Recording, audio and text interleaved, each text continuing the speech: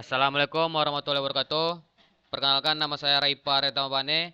Di video kali ini saya akan membahas tentang programming Python, yaitu tentang program membaca isi file atau file reading. Nah, di sini kita bisa melihat saya sudah menyiapkan sebuah codingannya di sini.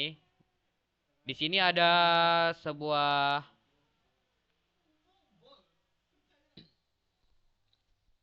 Oke, di sini kita melihat ada sebuah kode yang bernama wait open. Nah, wait open ini digunakan sebenarnya hanya untuk keamanan saja, biar dia tuh ke log lagi tuh untuk membaca filenya. Nah, di sini ada wait open contoh txt r. Nah, r ini adalah untuk ngereading apakah ada file di dalam directory atau diisi alamat folder dari file code nih. Nah, di sini dia akan menampilkan isi file ke konsol. Di sini ada print isi file data txt. Nah, contoh nih.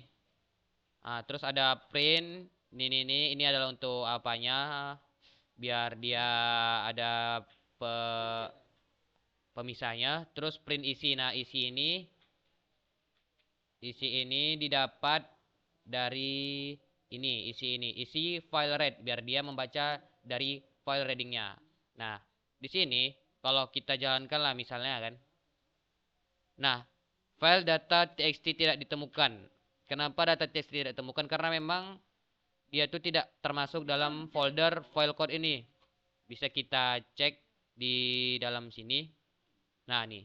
Di sini tidak ada file txt untuk dibaca sama codingan yang kita buat tadi. Kalau ingin menentukannya kita bisa membuatnya. Nah, contoh di sini kita buat aja lah. Sesuaikan saja sama namanya. Contoh txt. Oke, kita enter.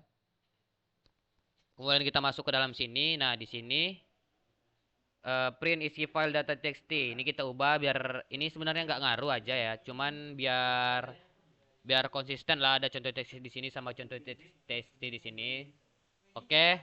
Kalau kita jalankan lah nih. File ini ditemukan tapi isinya tidak ada. Tuh, filenya ditemukan tapi isinya tidak ada begitu. Nah, untuk mengisi apanya? Mengisi teks dari file contoh teks ini kita bisa masuk ke codingan writing yang sudah saya buat. Nah, di sini saya sudah membuat program menulis data ke file atau file writing. Tapi di sini bukan juga untuk menulis saja. Di sini juga ada dia jika sudah ada isinya ditimpa. Kalau ada isi contoh teks itu isinya bakal ditimpa. Kalau misalnya belum ada itu bakal dibuat. Nah, contoh lah tadi kan sudah kita buat kan, tapi belum ada isinya. Nah, di sini kita buat. Di sini saya sudah buat untuk file write-nya. Write ini untuk menulis. Oke. W ini untuk menulisnya juga ya. Nah, di sini halo, ini adalah data yang disimpan melalui program Python. File ini dibuat dan itu secara otomatis. Harusnya tampilannya seperti ini ya.